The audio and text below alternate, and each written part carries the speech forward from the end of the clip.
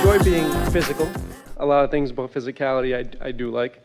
Yes, indeed. It's where all the sensual, see it, hear it, smell it, taste it, touch it stuff is. And that's also where you get to witness universal forces converging and congealing for you. Right. These are good times. So on my physical path, I made a little bit of resistance for myself, which is okay. Which is perfectly normal, and otherwise you wouldn't be here. Yes.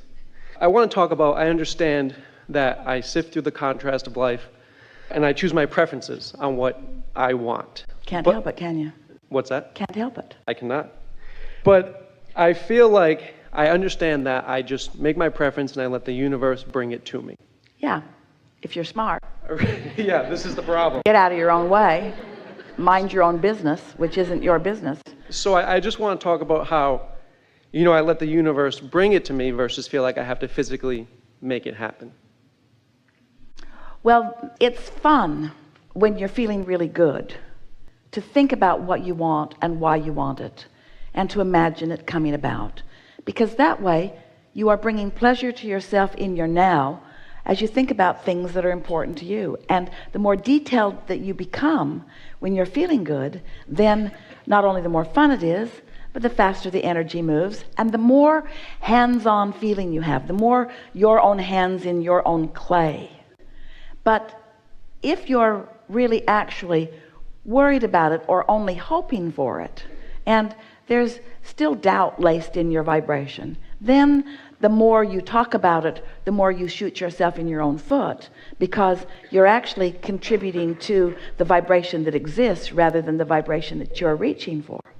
The best way to understand that is every subject really is like a stick with two ends on it. And one end of it is what you want, and the other end of it is the absence of what you want. For example, if you're thinking about more money, we bring that up often because it's a common intention among most humans. So as you're wanting more money and you're thinking about more money, but it makes you feel worried, or it makes you feel envious, or it makes you feel angry, or it makes you feel blameful, then the more you're thinking about it, the more you are not working for your own cause. It's the conversation that we just had with our friend about still be beating the drum of the problem rather than being in vibrational sync with the solution. Yeah. So I guess that in my physical life, sometimes I feel like it's almost cheating, like I can't just let the universe bring it to me, pet my dog. And well, that's a belief that you'd do well to work your way out of. Because that belief says, I'm not worthy and I have to earn through my hard work and action. And what the laws of the universe are saying is, line up with it and it's yours. Yeah. In other words, it is as simple as tuning your radio dial to the station that you want to hear. Esther and her friend were coming from the airport, and a driver, really a nice guy, having such a good time. He was enjoying the beautiful day on Friday afternoon when they flew in. And he said to them, do you have Bluetooth on your phone? And Esther said, yes. Can I be the DJ? And so he tried to set his radio so that Esther's Bluetooth could hook into it so that she could play the songs on her phone. But the screen said, cannot happen while vehicle is moving. He pulled off on the side of the road to make it possible for Esther to play her music through the phone. It was exhilarating to watch technology line up with what Esther was choosing. So she'd play a song until everyone had received the high from it, and then she'd play another one. She didn't play a whole song all the way through. She just kept playing a song until it got to the best part, and then she'd play another song till it got to the best part, and then she'd play another song till it got to the best part. And many of the songs she was playing, he had never heard before. She couldn't believe it. How can you not know all of my favorite songs? They didn't want to get out of the car. He said, can we just drive around for a while? They came to the hotel and they all said, oh. Of course, the point that we're making is that when you set your radio dial, what's there is there. And there is no one that comes on and says, you haven't suffered long enough. Listen to more songs you don't like. You have to listen to 10 songs you don't like. There must be a song struggle. And then we'll give you a little bit of the song that you like to hear. There's nothing like that. Just line up with what you want, and the universe delivers, not only delivers it to you quickly, but delivers it to you through the path of least resistance that is the most satisfying path that you've ever experienced. Good thing after good thing after good thing after good thing after good thing coming to you because you deserve good things. Where do you get this stuff?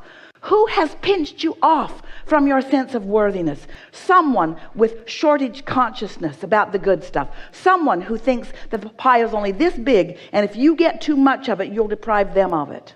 Sure. And we say, do you ever say, oh, I've been well for so long, and all those sick people, I think I'll be sick for a while. I'll be sick for the month of June to allow more people who ordinarily would be sick to be well. You don't say that.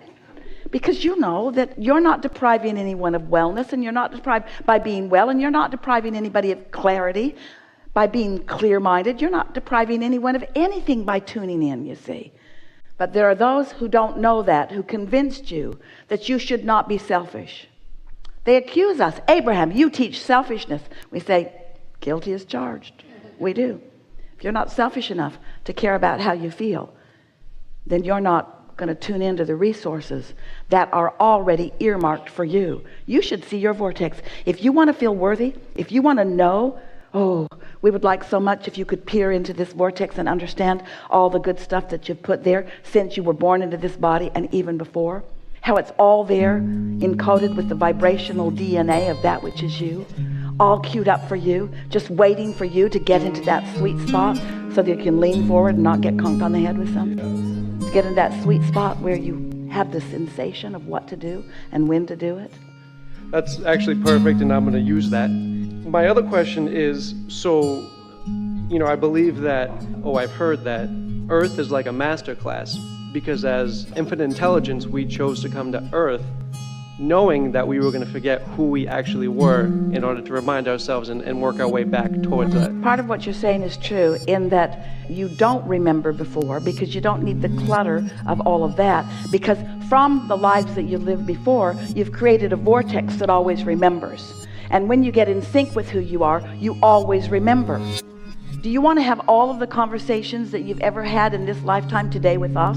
Would that even be possible? Would you like to try to cram that in to this poignant moment in time? Or is it enough that you've had them, you've evolved, you've become, and now here you are having this conversation? And so, of course, all that you've ever been before is active and vibrant. When you reemerge into non-physical, you leave behind all doubt and fear, and you take with you all that you are. That's who you are, you see. And now, all you must do, all you have to do, is just find vibrational sync with that, and everything that is important for you to remember about who you are is there. It is enough from all that you've lived to remember that you're worthy. So when you call Earth a master class, we take issue with it in this sense. You have not been sent here to learn, and you've not been sent here to redeem, and you've not been sent here for any reason. You've come for the joy of expansion. That's all. You've come for the joy, the never-ending expansion. You've come for the joyous, never-ending expansion. You haven't come to remember what you've forgotten. You've come to sync up with what you know, but that's far different than being demanded to remember what you've forgotten. Can you feel the difference?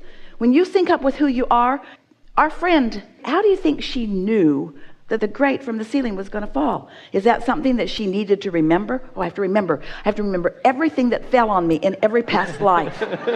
What were the circumstances? I must remember. Where was I? Did I have the spear, or did he have the spear? Who had the spear? Who set who on fire? I don't remember how it went.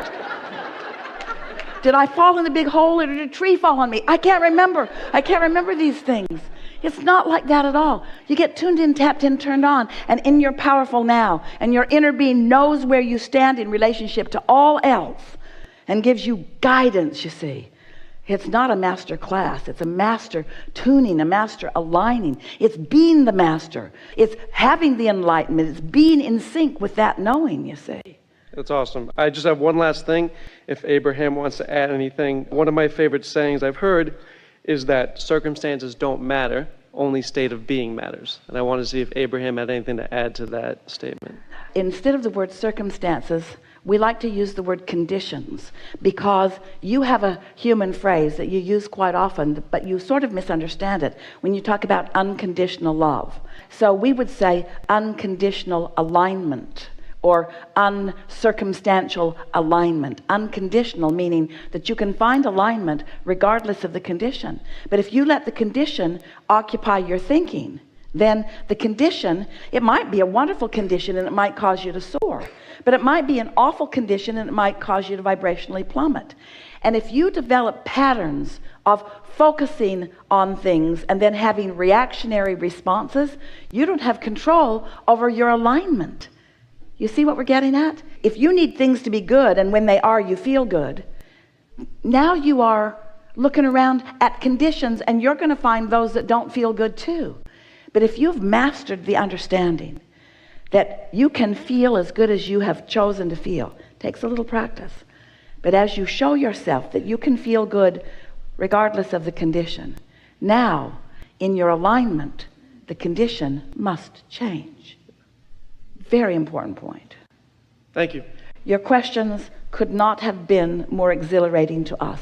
And together we have put it into vernacular that has taken thought and word beyond that which it has been before. And our appreciation is deep. Thank you. Yes.